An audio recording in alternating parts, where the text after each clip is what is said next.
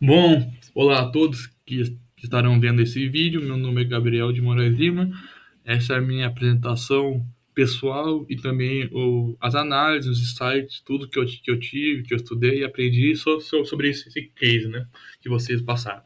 Bom, essa foi a forma que eu organizei esse sumário. Bom, o primeiro já começando, né, com a apresentação pessoal, que, né, como eu já comentei, o meu nome é Gabriel de Moraes Lima.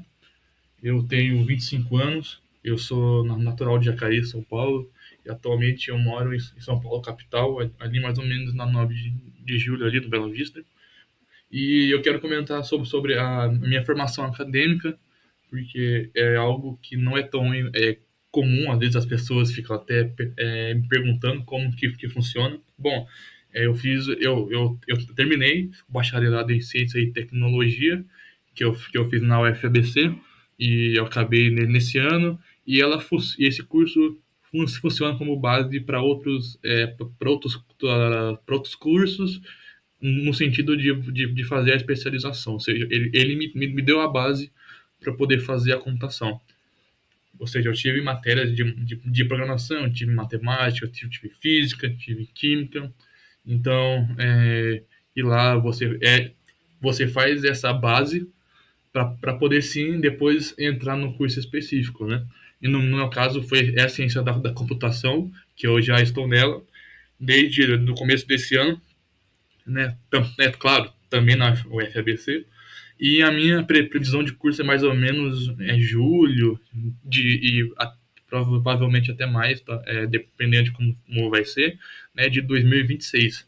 Bom, agora eu quero comentar bem rápido sobre as minhas duas experiências profissionais que eu tive.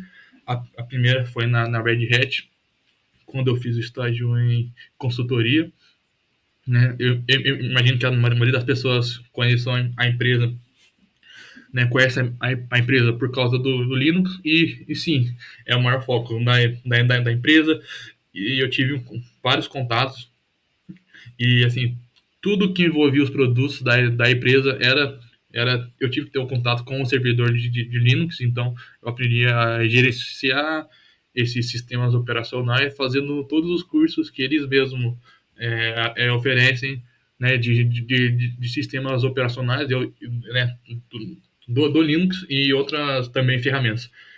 O mais importante que eu tive que aprender foram duas coisas, né? O primeiro foi o que? O troubleshooting, porque como o foco era em aprendizado e também em consultoria, porque a empresa ela trabalha muito com isso. Então, tinha que aprender a pegar um problema, diagnosticar, é, fazer os insights e também, né, a ver e fazer como ter a resolução desses problemas técnicos, né? Porque nós oferecíamos os produtos quando estava, né? Nós assim quando estava lá, então tinha que aprender a ter informações claras, diretas e resolver o problema.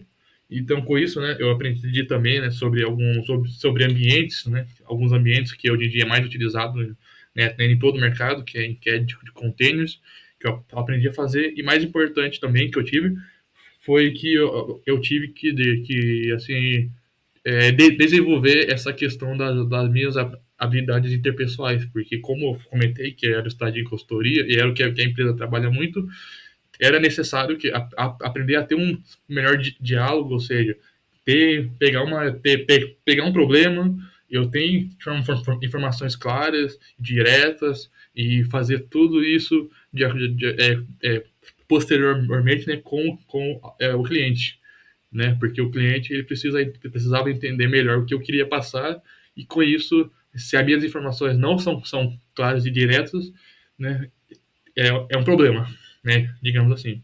Bom, a minha segunda experiência, mais recente até, foi em estágio em análise de dados, em BI, né, que eles falam, né? Que foi na startup Primotu Locação de Veículos, que é uma startup de 4 anos aí, que tem crescido no mercado. O primeiro ponto que eu coloquei ali, que era o que eu tinha que fazer o mapeamento, né, dos problemas, dos processos, né, para poder identificar os problemas, pensar em automações, que eu pensei em algumas, viu algumas coisas que não era escalável, e também ver o que os analistas estavam fazendo que poderia, que tinha algumas funções manuais que não seria interessante, sabe? Que estavam atrasando. Com isso, né, eu tinha que fazer bastante, né, usar bastante o SQL, porque eu fazia bastante consultas avançadas, porque eu cheguei a criar tabelas, né, para toda a empresa, porque tínhamos o acesso na época, né, tínhamos o acesso lá em, em todo o banco de dados, mas assim, no caso o ambiente de produção, né? Então eu tinha essa possibilidade de identificar os problemas e criar outras tabelas para toda a empresa usar. E isso eu usava o BigQuery e também aí, né, com isso eu já traço o que eu usei, que era o Power BI que eu usava muito, porque eu usava o DAX primeiro, né, para fazer métricas de coluna, para poder criar alguns recursos de visualizações, e isso era para análise, mas também eu usei o BI para poder criar um recurso de visualização que trazia informações do banco de dados em tempo real. E isso era algo que alguns analistas que eles não tinham tanto conhecimento de banco de dados, isso foi algo que ajudava a fazer auditoria. Então eu criei uma tabela de auditoria, né, no BQ antes, e peguei e coloquei ela no Power BI. Então os analistas pegavam o BI e viam, por exemplo, é, esse cliente tal não foi taxado. Isso era algo que teria que ver, que entrar e ver na mão mesmo. Então eu pegava e deixava uma tabela com melhor visualização para todos. E também eu utilizei o Python, porque eu acessava backends para poder extrair informações, colocar e também entender os problemas que algumas coisas estavam acontecendo na minha área, né? De dev mesmo, sabe? Por um problema que os devs tinham que arrumar também. Então, aí eu criava o S tudo para eles e também usei Python para fazer algumas análises e também algumas assim, eu queria fazer mais previsões, mas acabou não dando tempo. Mas eu fiz apenas uma lá. Bom, agora quero comentar sobre o Teams, né, que é o pensamento, né, que é o código de ética que a empresa, que o Banco Santander se baseia. E eu peguei a frase que vocês têm no site, que eu achei muito interessante, que é o quê? Penso no cliente, impulsiono a mudança, atuo com rapidez, trabalho em equipe e eu falo sempre abertamente. Então, como eu coloquei ali o que é cada um, que eu pesquisei e quis entender melhor, eu vou comentar apenas o que eu entendi de cada um. Do primeiro ponto, eu achei muito interessante falar de maneira aberta e direta, e você ter também honestidade nas comunicações e ser sempre transparente ao comunicar e expressar qualquer ideia. Bom, eu também acho interessante motivar os colegas de trabalho, porque é importante você criar um ambiente positivo e dinâmico, né? Mostrando a sua paixão pelo trabalho, porque você quer estar lá, você quer participar e você quer fazer parte dessa empresa, que quer de também impacto todo no mercado. Então, é muito importante para isso, né? Assumir a responsabilidade e demonstrar ética em integridade. Eu acho que isso é algo indispensável, né? Também eu acho interessante, que eu achei muito interessante na parte de make it simple, que temos sempre que facilitar o entendimento, então vocês também têm essa cultura bem forte de também pensar e procurar sempre soluções que são práticas, soluções que são eficientes. Além disso, é muito importante superar todas as expectativas do cliente, né? Porque com isso é importante você ter sempre atenção aos detalhes e aos processos. Bom, agora falar um pouquinho sobre o case. Eu parei um pouquinho para tomar água só. Bom, vou falar um pouquinho do case agora, né? Que eu quis trazer toda a apresentação do problema, que foi a missão que vocês me deram. Bom, como já estava no script e tudo, que o quê? Que o diretor da empresa, ele notou que a quantidade de clientes nativos foram, em relação ao total, estava bem abaixo da expectativa, ou seja, como eu coloquei ali, que o desempenho deles estavam bem abaixo, porque, ou seja, teve um aumento desses clientes inativos nessa época, né, ao indicar que o churn rate teve um aumento observado, ou seja, o percentual, né, que uma empresa, de créditos que uma empresa perde num determinado tempo. E com isso também vocês comentaram que teve o quê? As avaliações do app estavam sendo positivas e isso estava trazendo uma contradição, né? A realidade do churn e de clientes inativos, né? E com isso você estava pensando e pedindo para poder identificar, né, a eficácia dessas campanhas de marketing, se elas estavam se elas não estavam sendo tão eficazes na hora de ter essa contratação, né, de novos os produtos. Aí com isso eu pensei na delimitação da pergunta, ou seja, dessa pergunta, desse problema que teve, o primeiro eu pensei que em traçar eu entendi que era importante traçar o perfil para poder entregar para o time de marketing, o que é avaliando as características socioeconômicas desses clientes que estão inativos, ou seja, com flag zero. Eu pensei nos fatores a considerar, ou seja, as variáveis bem consideráveis, que é o que? A quantidade de clientes ativos está abaixo das expectativas, como já foi comentado, o aumento do churn rate, e também a divergência das avaliações positivas e a realidade de retenção dos clientes no geral. E também, né, os objetivos, claro, né, organizar, identificar e entender melhor a linha de raciocínio para poder verificar as avaliações do app, como que isso está sendo indo influenciado, né, no comportamento dos usuários e também entender a eficácia das campanhas de marketing. E com isso, é bem rápido falar sobre a metodologia que eu utilizei. Eu fiz uma combinação, né, de análise quantitativa e qualitativa. Né? Eu fiz uma com ênfase, né? Eu pensei na ênfase entre as variáveis do app e também da criação de persona desses clientes inativos. Né? Eu fiz a análise dessas personas baseadas em variáveis socioeconômicas e eu fiz também uma avaliação de padrões, né, com base na, na, na base dos dados que foram fornecidos. E com isso também eu pensei num planejamento de campanha, né, campanha de marketing ativa e algumas estratégias, né, que eu pensei para ser direcionadas para essas personas, né, no caso, que eu vou falar depois, né. Bom, agora vou comentar sobre os resultados que eu obtive.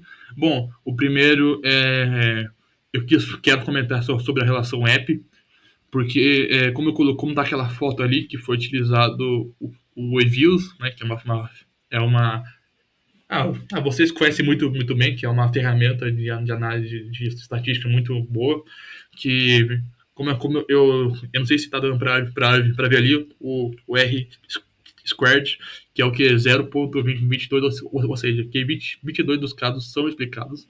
Então, como eu coloquei no primeiro ponto ali, uma análise em nível, né, nesse nível de causalidade de Granger, ela o que demonstra que as avaliações no app podem ter sim relação estatística de causalidade no número de acessos. Aí, com isso, eu fiz uma outra análise linear mesmo, e através dessa análise eu identifiquei que o aumento de 1% na média dessas notas pode sim levar a uma redução de 0,86% de acesso, o que é algo bem assim considerável.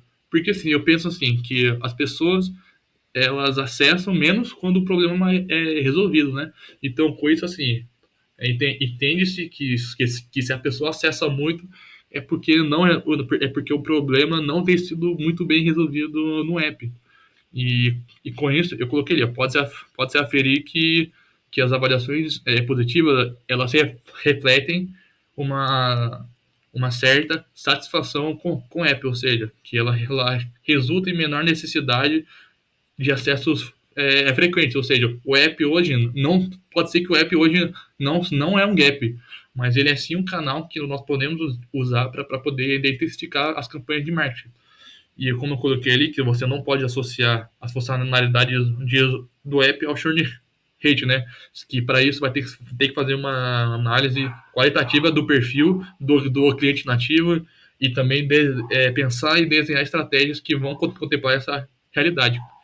Com isso, já quero comentar sobre os resultados, né? Sobre resultados também, mais a parte de inatividade, porque, como eu comentei ali, que o valor médio de tempo de relacionamento, né, com clientes nativos é de mais ou menos 5,5 anos. Ou seja, isso é menos da metade do tempo médio que um de relacionamento que os clientes ativos têm, que é de 11,2 anos. Ou seja, é, eu vou explicar melhor ali depois, mas assim, para isso eu pensei que é muito importante que o banco tenha três ideias, né? Três ideias e três. Como é que eu posso dizer de forma melhor?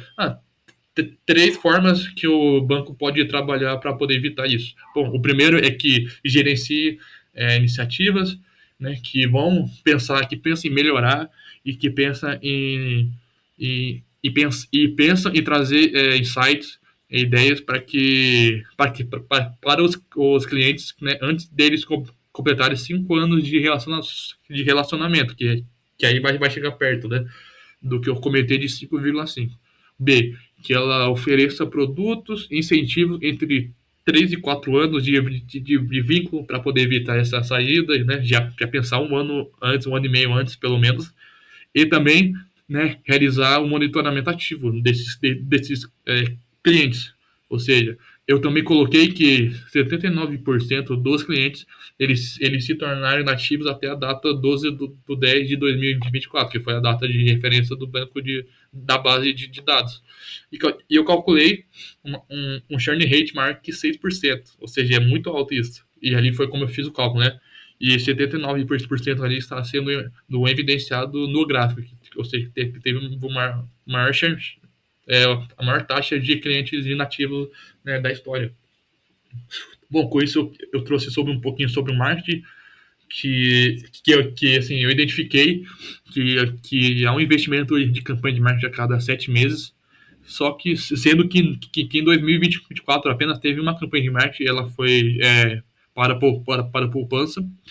E também eu vi que foi possível observar que a última campanha de renda fixa foi em 2018, né? Sendo que teve essa alta, né, dos anos 90 para cá, até 2022, mais ou menos. E essa renda da fixa, entre os homens, é o produto mais consumido. Então eu vou comentar depois disso aí, né? Claro. E a poupança é a maior quantidade, sim. E eu comentei, eu quis pegar também algumas amostras, eu peguei de 2016 a 2024, e com isso foi bem, é, foi bem válido identificar que o foco tem sido sim em poupanças e ações, né, com uma grande alta em 2020, né, por conta da pandemia em poupança, né, o que é bem interessante, porque como veio a poupança, muita gente com medo de investir, então eles investiram mais em poupança, né. Com isso, eu pensei em fazer o perfil do cliente nativo, ou seja, criar duas personas. E eu quero sempre aqui destacar que eu utilizei o estado civil, eu utilizei também a questão do sexo, a escolaridade e também a região, porque eu pensei em região. Eu não quis fazer análise por estado, né, porque, é, per, é, perdão, através, né, dessa análise por região, eu identifiquei que o Nordeste em primeiro e a região Norte em segundo são as que mais têm clientes inativos. E também tem os maiores gastos nos produtos. Então, são as duas regiões com bastante potencial.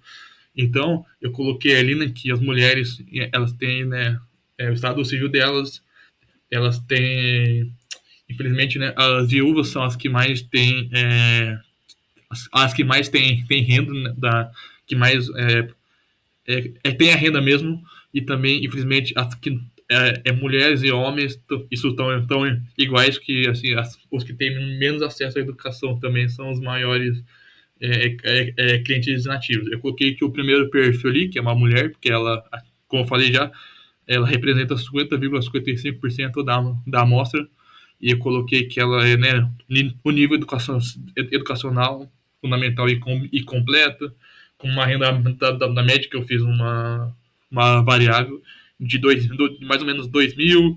Eu fiz também que ela é usuária dos produtos de poupança e fundo imobiliário, com média de 50 anos, que eu também fiz isso. E eu coloquei os dois na região Nordeste, né? E o segundo é um homem, que é 48,5% da amostra. Também apresenta o nível educacional fundamental incompleto, com uma renda, com uma renda menor do que a da mulher, é divorciado, que é o maior, só que o dele é os maiores gastos era em produto de fundo de ações e renda fixa. Isso é algo que eu vou comentar mais depois. Bom, essas foram as duas personas que eu pensei que eu para poder entregar o marketing, né? Ou seja, dois perfis com grandíssimo potencial. O primeiro é de uma mulher, o segundo é de um homem. Eu não vou explicar todos eles porque já está no slide anterior.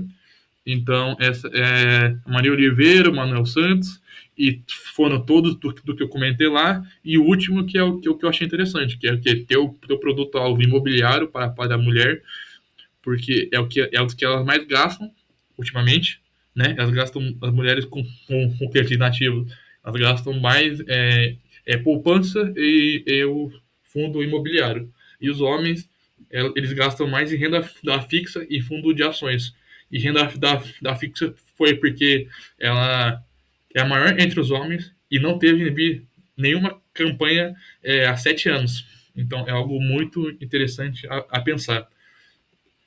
Bom, e agora eu quero trazer a conclusão. É que assim, que a primeira, eu acho assim, que foi o mais importante, que é o que? A questão sócio-gênero, ela influencia e muito nas decisões de investimento.